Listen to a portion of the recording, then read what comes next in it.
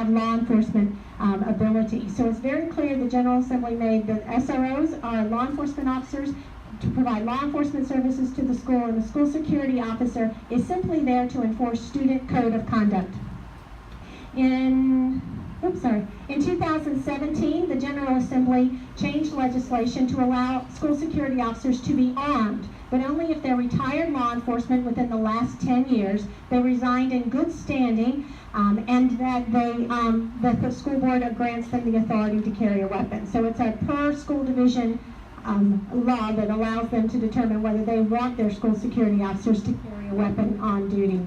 They also have to be trained according to law enforcement retired standards. So if they want to carry a weapon, they have to maintain their training with the local law enforcement agency as per 18.2-308. And they also have to offer completion to DCJS and the Center for School Safety that they've had active shooter training, emergency evacuation, and threat assessment. And then they have to make sure they solicit input from the chief law enforcement executive that they resigned in good standing, and that they don't have any prohibition from carrying a weapon.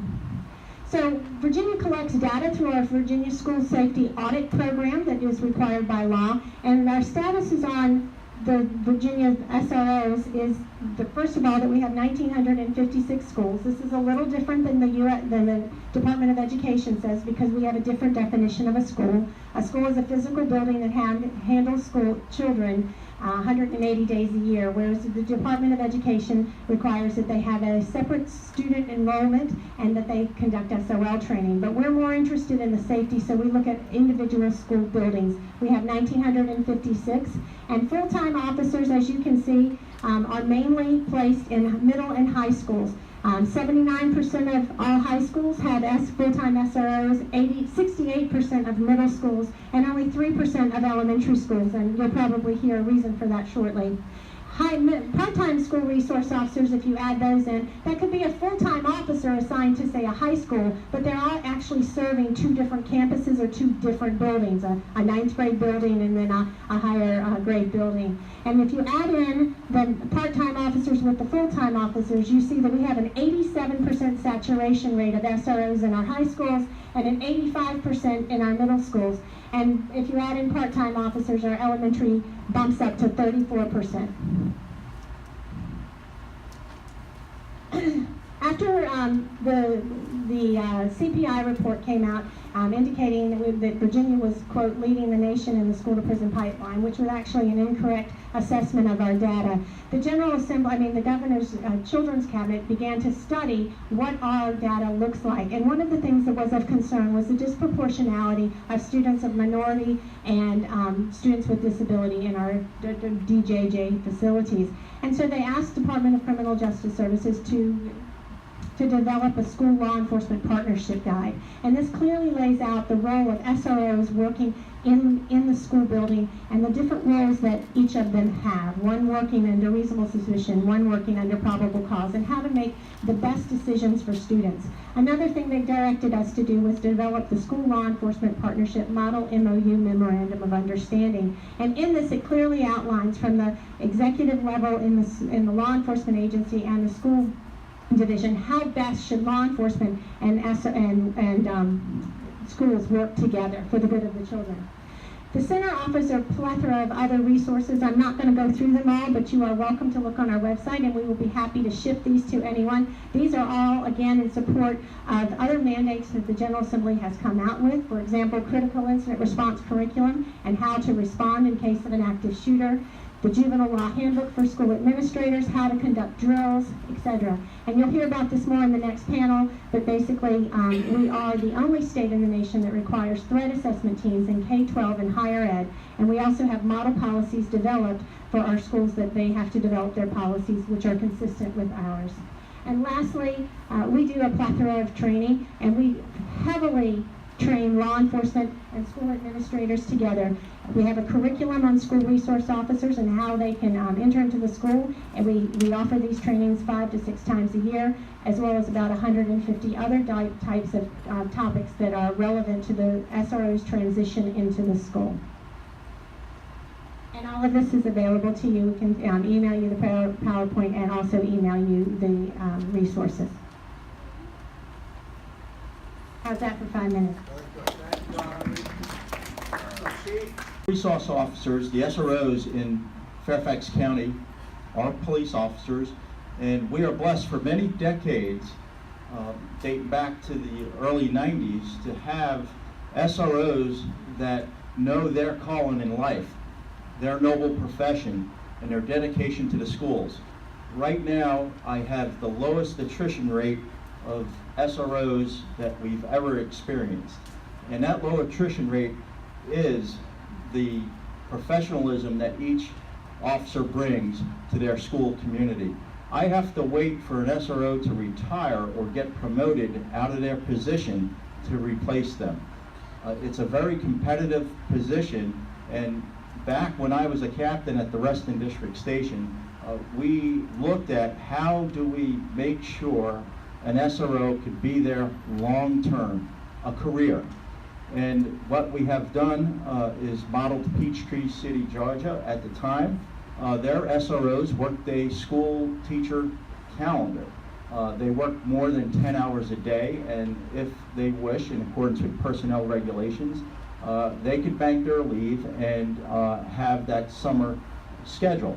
However, most of them work with us, example, communities of trust out in the community during the summer. They become a lever for more staff and to go to community events with our young people, whether it's our Road Dog program or other summer camps, leadership camps in coordination with the school board, to provide training to the young members.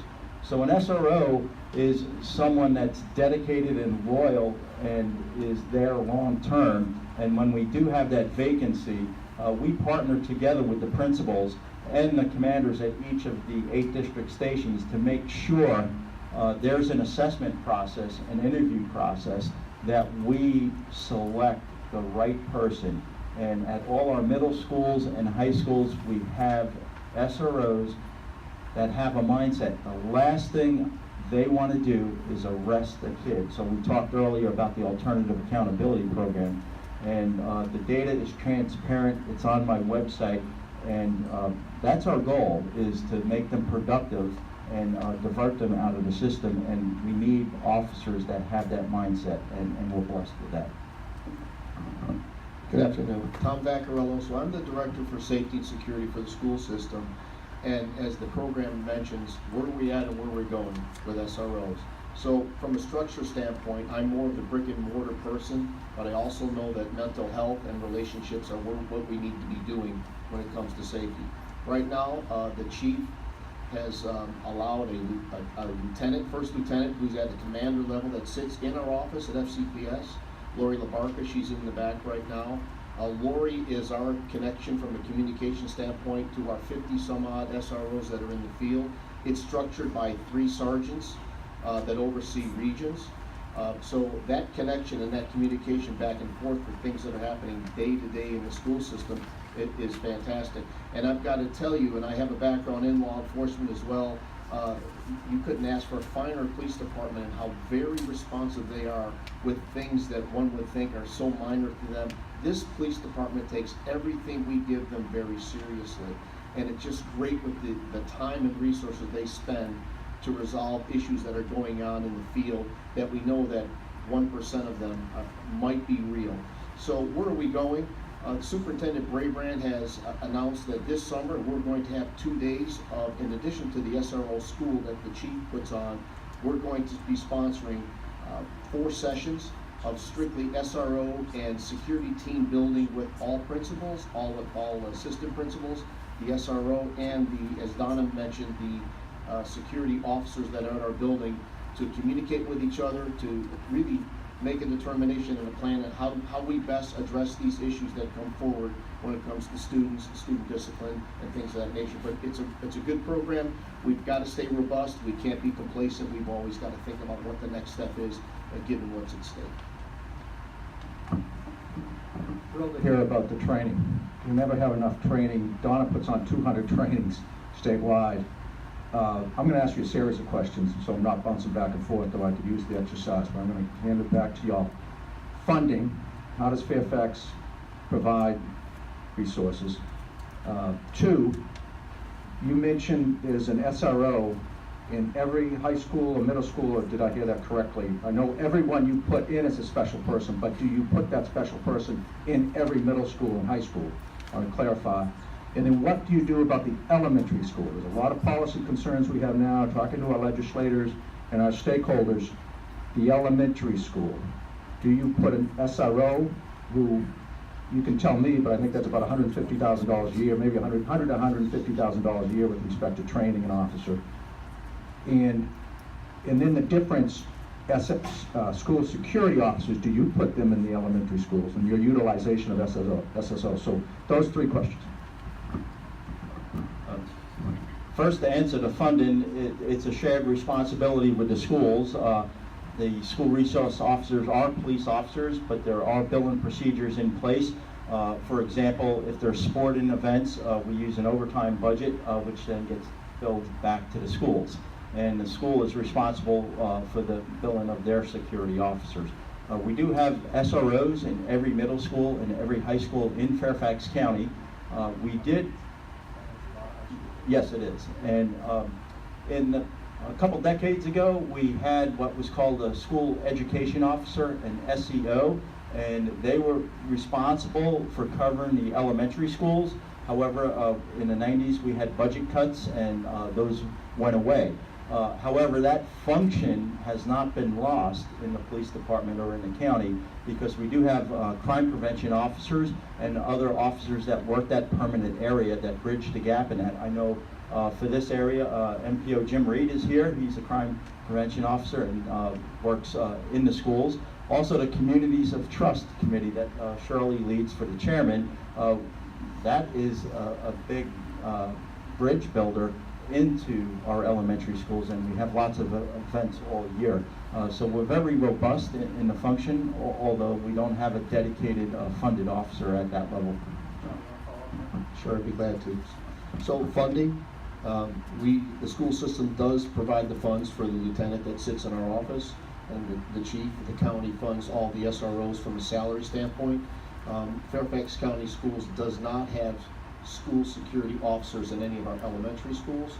This is an average. We have about 5 in all of our high schools and 2 in all of our middle schools. The elementary schools, we use internal to OSS.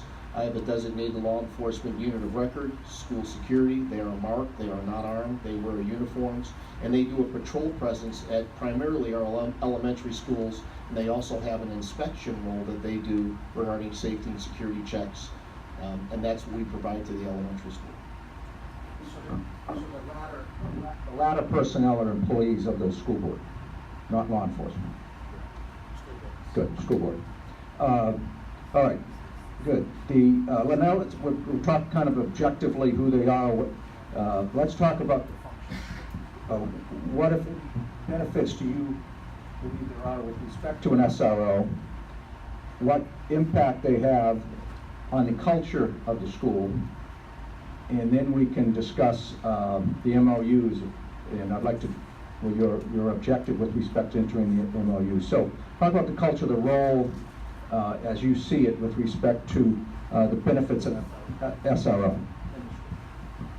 I'm going to answer that question personally. All 3 of my children, one is currently entering 12th grade at Westfield High School, but all of them have navigated through county school system in Centerville, Virginia. And my example of what I said earlier about the dedication of the SROs, Master Police Officer Steve Lawson, the SRO at Westfield High School, has kept an eye on all 3 of my children as they navigated through Stone Middle School and Westfield High School. And that's the type of dedication of the personnel that we have.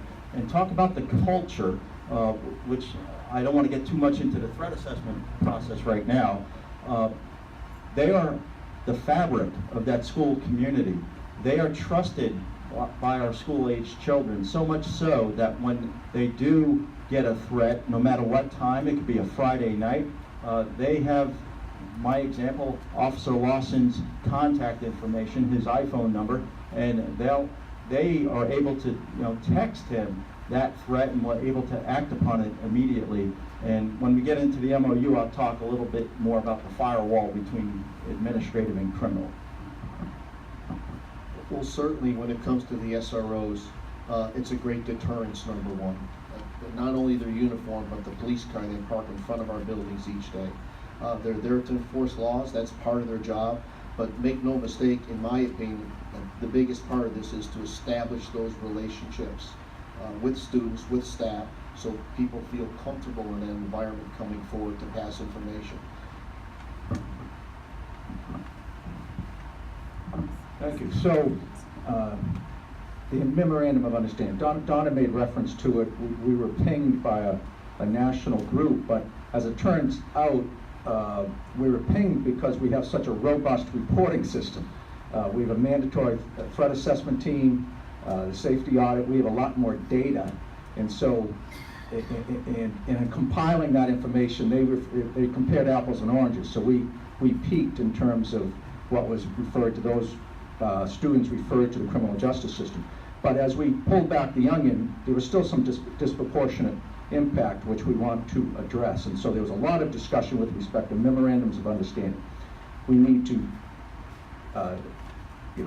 disentangle or treat student misbehavior differently than criminal conduct. And when you put an SRO, as you have articulated, these are law enforcement officers in a school.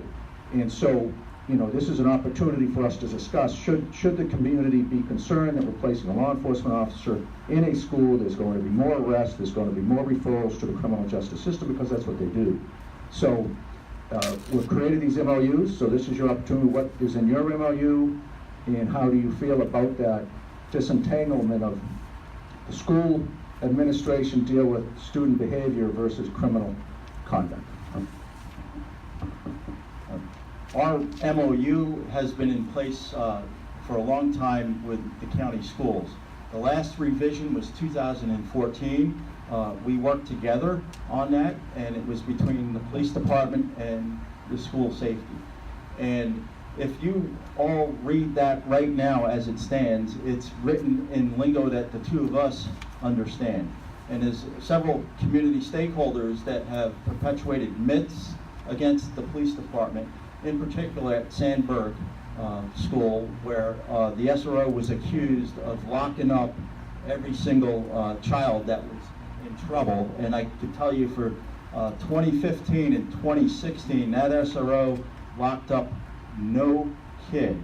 She diverted every one of them into the alternative accountability program. However, if you FOIA the data from the juvenile court, it will list where that kid goes to school. The data overall does look disproportional. However, the reports that I've read, every one of them for 2015 and 16, these are crimes that were committed by children against others that were victims, such as a malicious wounding, and someone, that victim wanted to prosecute, the parents wanted to prosecute. So I can stand firmly that we are not creating a school to prison pipeline. Again, the alternative accountability program is more robust and being used more. As far as the current MOU, the chairman has stood up a community review committee, which kicks off next week, led by the county exec and Dr. Braban, to have the community co-produce a new MOU so we all understand what it is that an SRO can and can't do. But in that 2014 revision, I made sure there was a firewall between the two hats that the SRO wears. One is part of the administrative community of the school, and one is a law enforcement officer. So the primary example is if the SRO is conducting an administrative function with school staff and they hear probable cause that a crime has occurred, they have to call timeout, call their sergeant, and get another police officer, an SRO from another school, to come in a blind fashion and assess that information so we don't have implicit bias in that decision. Plus, it's not fair to use the administrative information while wearing a uniform and then kind of duping people into getting arrested. We don't want to be making numbers that way. So it's to undo the inherent appearance of bias, and that new MOU will be plain language. We do not do stop and frisk as police officers in the school. I prohibit that. That's illegal. It's unconstitutional. So there are a lot of myths out there. We abide by the law, and the last thing we want to do is arrest the kid. Just a couple things. So certainly from a transparency standpoint, when it comes to the MOU, and I've only been here 3.5 years with the school district, but I think it's just great that both the school board and the board of supervisors are looking at this, and now we're going to throw our document to the community as well. So it doesn't get much more transparent than that, and I think it's a great process for people to understand and learn about the MOU a little bit and what's inside of it. And just briefly, to your question, what if we could do without SROs? People often ask me what keeps you up at night as the security director, and I get into that topic in a different story, but I would submit that we need to look at the consequences if we did not have SROs in our building. And we live in somewhat of a violent society. We got to be very careful with that. And I just, again, would say the consequences are something you look at without SROs. On schedule, let me ask with respect to moving forward. There was legislation passed in 17, again, Donna mentioned it, armed school security officers, retired police, law enforcement. And some jurisdictions, Prince William County, Chesterfield, are reviewing this. I think Prince William has actually funded it for $500,000. And I think that's for the elementary school rather than putting an SRO. In armed law enforcement, a lot of people are uncomfortable with that. Comment on that, if you would, if you've looked at it in Fairfax, using them. And if not, what moving forward, do you have any legislative ideas, or this is your opportunity to maybe some tweaks, additional funding? I don't know. Fairfax does a really good job of funding. I congratulate the school board. We don't find that in 133 other jurisdictions of the Commonwealth. So, if you could comment on steps forward that you might like to see if we could make some changes. Fairfax County has not had an active shooter event in its schools since 1982. And the reason for that I articulated earlier. We have dedicated officers, especially our SROs, that are part of the fabric of the school community that work well with the schools. From August of last summer, when school started, until school just stopped, we had 68 threats investigated against the schools. These were potential acts of violence. We've made 11 arrests. Those are kids that had the potential to come and do harm to the staff and the school community. We had one that was detained on a mental detention order, and we currently have 9 active investigations. And that is why, again, knocking on the wood, we do not have these events in our community. We have engagement with the school community, parents, and others in the community to give us the intelligence. So to answer your question, what would I change? We need more parents to parent. We need more engagement, because these numbers here, if we did not knock on the door on Saturday afternoons when we got that tip to Officer Lawson, because students trust him, just like all the other SROs, and they sent the information, and we immediately deployed detectives, knock on the parent's door, try to get consent to mitigate the threat. If not, we'll get a search warrant. And unfortunately, 11 kids were arrested because they had the potential to cause bodily harm to our schools. So engagement is what I changed. We need more of it, and that is called parenting. So I'll address recently, after the February incident in Parkland, Dr. Brabrand and the school board ordered a top-to-bottom review of all of our safety and security programs. We just completed that process. We just initially reported out on it, and we have a series of recommendations and considerations in that report that we're now reviewing. So as we look at positions in elementary schools, as we look at different security positions, do we arm them, do we not arm them? One of the things is we look into arming people, to Donna's point, make sure the regulations are being followed, make sure all the training is being followed, make sure you have the right people if you're going to consider it. But we just finished that review. It's available on our website, and you can look at that. But it's moving forward, and it's a continuing discussion. I would submit to all of you, it's always a continuing discussion. I think we're right on schedule. Chief, I'll let you, Mike, do a website if folks want to learn more about Fairfax and the SRO program, that they can find out more. Yes, you can go to the Fairfax County Police website and look right underneath my photo, and I am transparent as possible with all the data right there on this issue and every other issue that we deal with. Great, thank you. All right, I think you're going to stay up there. Threat assessment, a lot of that, the SROs and the threat assessment, a lot of integration there, obviously. And I'm going to have Donna to present on the threat assessment. Let me ask the crowd, you know, one of the things we do with respect to these trainings, it's so important to have that collaboration between our education community and our law enforcement community, particularly with SROs, but then with the threat assessment team. You're going to see this as a kind of a recurrent theme. I know there's some law enforcement here. How many from the law enforcement community? Show of hands. And how many from the what you'd consider the education community? And how many are here because they had nothing else to do on a lovely afternoon? No, there's a lot of folks here. This is obviously, again, Fairfax County is a very caring community. The fact that the chair of the board is here, a number of the school, and it's from top to bottom in Fairfax County community engagement. So how many of those from the community, neither law enforcement or educators? Wow, the majority of people. Thank you. Wow, this is terrific. I hope you're learning something. I hope you're able to get some take-backs. And this is somebody that's not in the community, not in the school board, and not law enforcement. Is there going to be an opportunity for Q&A at any point today? That's up to Shirley. Shirley, Q&A. The folks are dying to ask some questions. It depends upon the time. All right, let's get right back to the panel. Donna, ready? Let's go.